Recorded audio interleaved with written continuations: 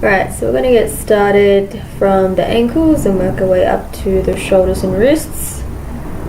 First up is just an ankle mobility test.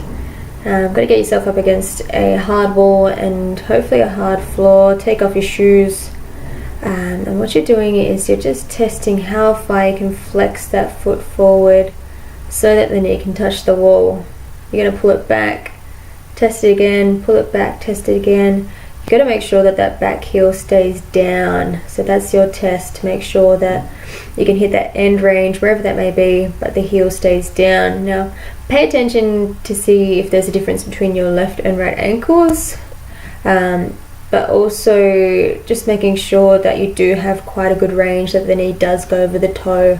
That'll come out as bases. If you don't have that ankle flexibility, that's going to really affect your ability to push those stunts up and jumps and all that sort of thing.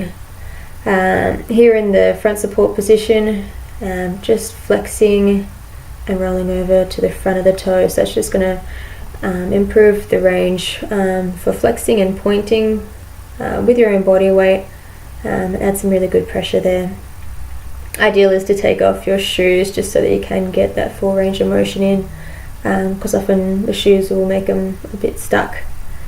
And then the last thing you're going to do, just sitting down in a nice pike position and really squish those toes pointed and flexed, and really focusing on pointing them and just making sure that you can't get any more out of them, flexing them and making sure that you have got the most flex out of it. My knees don't look straight, but that's as straight as I can get them.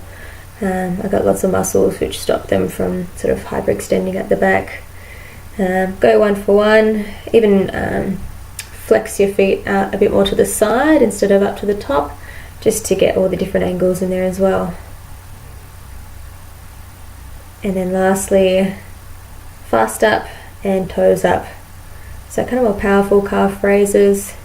That's going to improve your jumps, and just make sure that jumps do push through knees, hips and toes. Toes and ankles give you the greatest end power as opposed to your knees and hips, and that's also just going to improve that end point as well. Now you can also do it off of the edge of a floor or a box. You just got to find the right equipment. That's going to increase the flex that you can get by doing this exercise. So if you've got it, do it. Just make sure you keep the ankles, big toes and knees together. That's really important.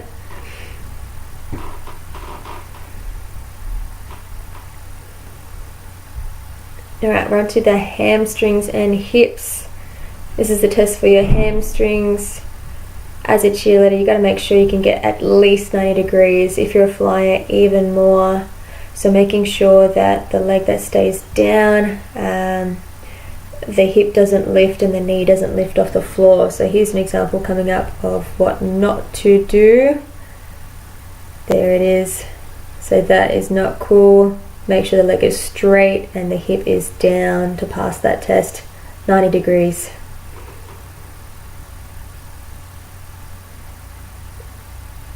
Now to stretch the hip flexor, often you just push forward like so, and that's all cool, but it actually is not maybe the best stretch to do for the hip flexor specifically. What you should do is tuck the bottom under. That should give you enough stretch, and if you want more, just reach over to the side. That's actually going to be a lot more beneficial for you as opposed to just pushing those hips forward into a deep lunge. And what you do to one side, you do for the other side. Tuck the bottom under, reach up and reach over. That's going to feel like a really good stretch without really having to push too hard.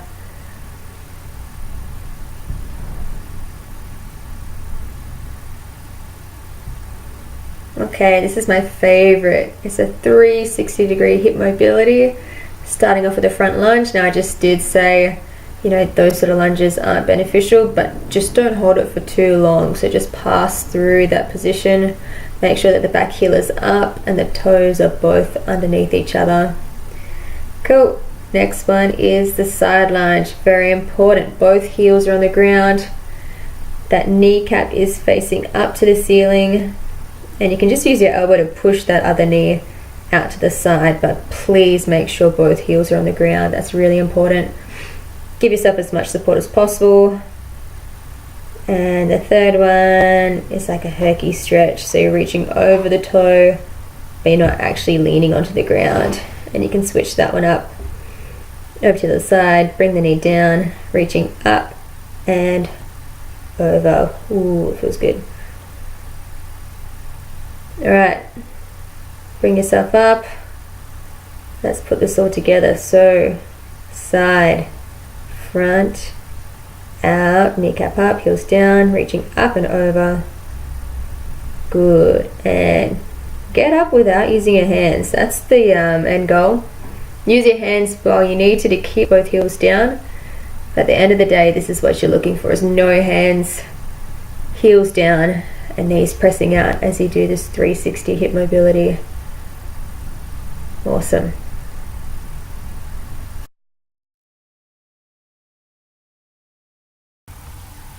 Alright, we are moving on to the back, lower back, and a little bit of the upper back.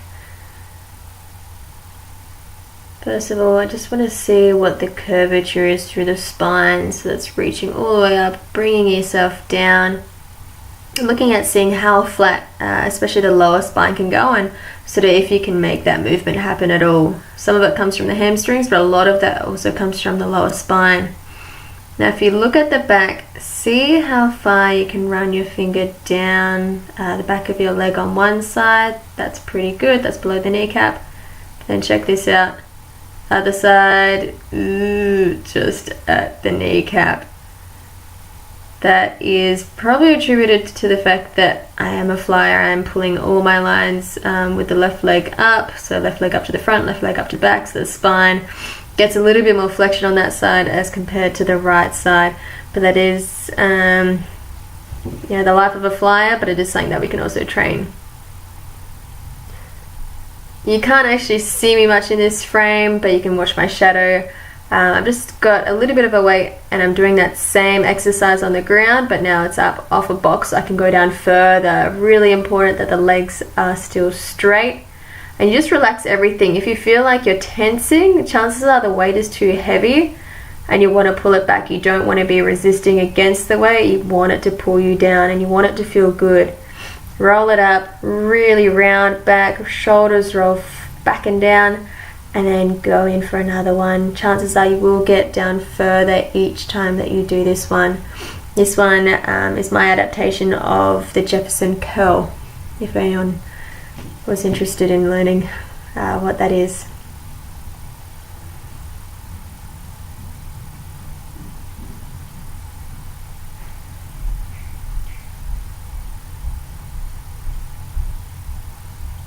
This next one here, we're looking at your bridges. Now it's really important that the bridge doesn't immediately come from the lower spine and that you are extending through the thoracic spine, so that's up where your ribs are is the thoracic spine, and also really maximizing the push that you can get through your hips from squeezing your glutes. So what I'm just doing is I'm really switching on the core, I'm locking it down, and I'm getting a lot more extension through my thoracic spine and through the hips. So that's going to improve bridges, especially for those girls who are really starting to find lower back pain early on in their cheer career through basing, but also just through tumbling as well. I like to finish off with this one. It's a cool little yoga move. Again, like you will feel a lot more through the spine now, but you're also pushing a lot more through the hips.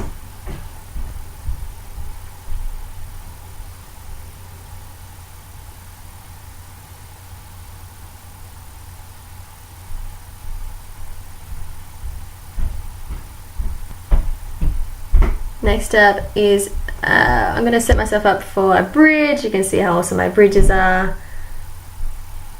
3, 2, 1, go. Not that awesome. I do not have as good a thoracic extension as what I'd like. It's kind of more of a genetic thing, but I'm working on it. But doing a bridge on the ground is not going to help my bridge. So what I'm about to do now is take my bridge up onto a box. This takes off some of the pressure onto my lower spine and it feeds it through into the shoulders. So my shoulders and thoracic spine get a lot more of a stretch, and they can actually improve by being up on that height. So if you do have cheerleaders that don't have the best bridges, it's probably best that they take it up onto a box to get better at them. Lastly, we're just going to go through shoulders and wrists. Firstly, a test with your back right up against a wall, seeing how you can reach those arms up without using any other part of your body, just the shoulders. Me, once again, is something I can improve on. You can't see it much, but my shoulders and arms don't quite touch the box up the top. You'll find in sort of tighter bases that will be a lot worse. Here I'm using just sort of a base push just to see how that is, because the shoulder position when basing and extension is different. An important thing to see here is every so often I'm just twisting what would be the front hand. What that does, there you are, pushing that thumb under, what that does is it extends the shoulder more. It's actually a lot more comfortable position for a base to be in, and they can hit more of an extended position.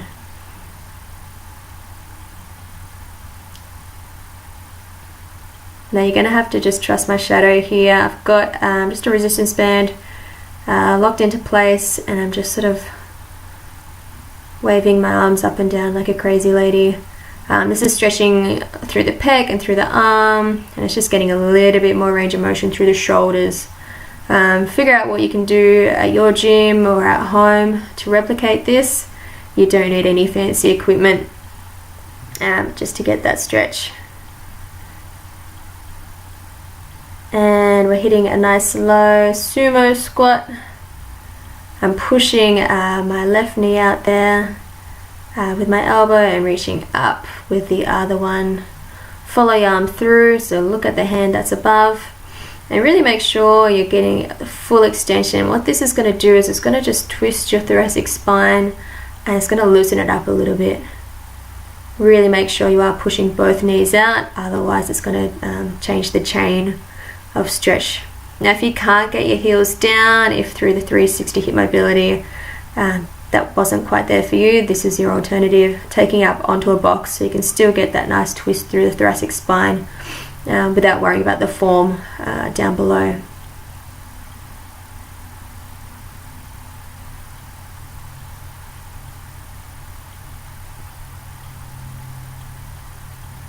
Sweet. Alright, again, just bear with me, watch my shadow. I'm holding on to a bar or a resistance band, and I've put all my weight onto it, and I'm just sort of chilling out in this position. So it's like a half squat. And then look into your armpit. That's going to stretch all the way down the line, especially for the lat.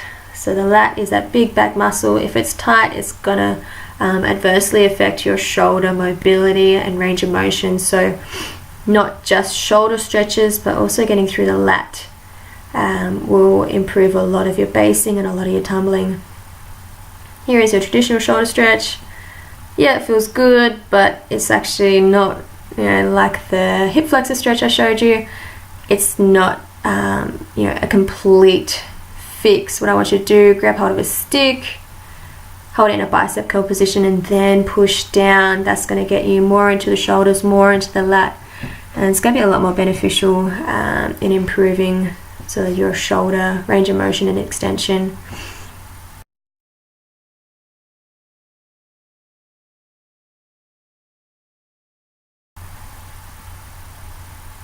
And last here, angry cat pushing up through the shoulders, happy cat pushing down. Do it again. Make sure you can't push it anymore, so really push and then push again. See how high you can get it. Really work on that range of motion. Now try it in a front support position. So this is going to actually work more of the core now. So we're going to mobility, strength and flexibility working together. Relax and push up. Note that it's not happening from the elbows. it's just the scapula pushing up and down. It's a really good ab exercise too, by the way.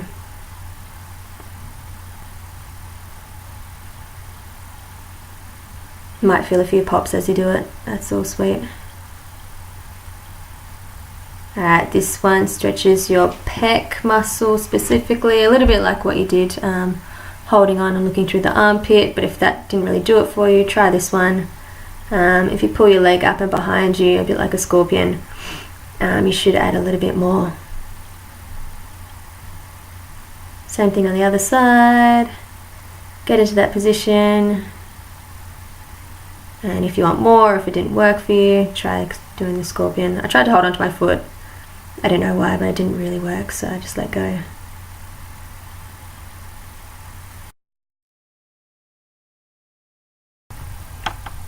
Alright, last up are the wrists. What I'm going to do is just show the flexion and extension. As a cheerleader, you've got to make sure that you do have a sufficient level of extension right there. If it's restricted, that's going to adversely affect any of your tumbling and also any of your basing as well. Here I'm just adding some weight and pushing forward, rocking over the fingertips. And what you can also do is just sort of squeeze and lift through the fingers themselves. They're going to add some strength. They're going to take away some of the pressure from your wrists. So if you work them here, you're going to see that in your basing and also in your tumbling as well. Change the angle, so also go sideways.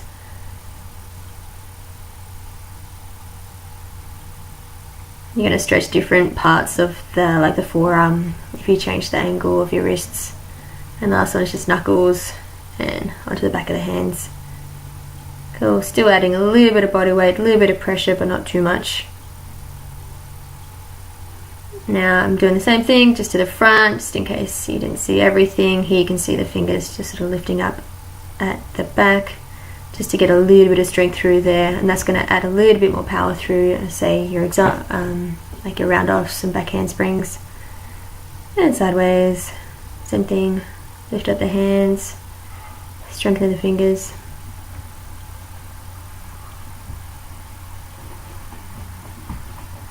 And then these knuckles here too.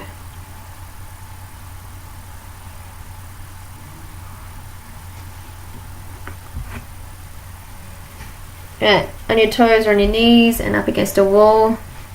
Now you're just pushing away, really working on that flick through the wrists and fingertips so you get everything you can out of each push.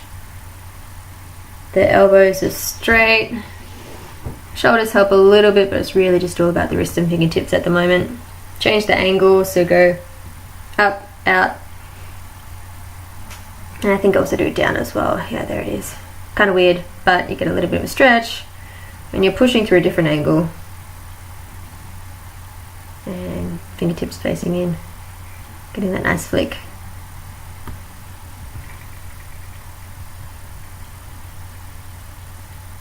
This dumbbell is probably a little bit too heavy for me, but take it as it comes. If you've got a nice light, like 1 kilo or so dumbbell, that'll work well. And that's just going to strengthen the wrist in each direction. So wrist up, thumb up.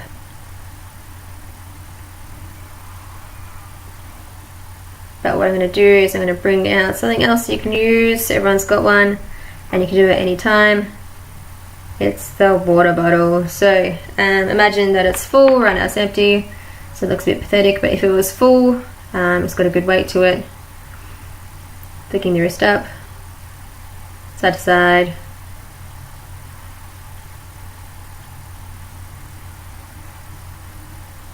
And thumb up and down.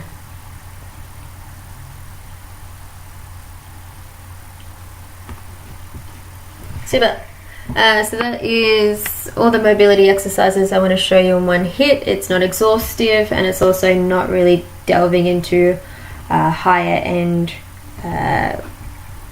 flexibility. That's for a later video. For now, you're just going to stand taller and you're going to feel a lot looser after doing all these exercises. So have fun, check your range of motion, and I will see you in the next video.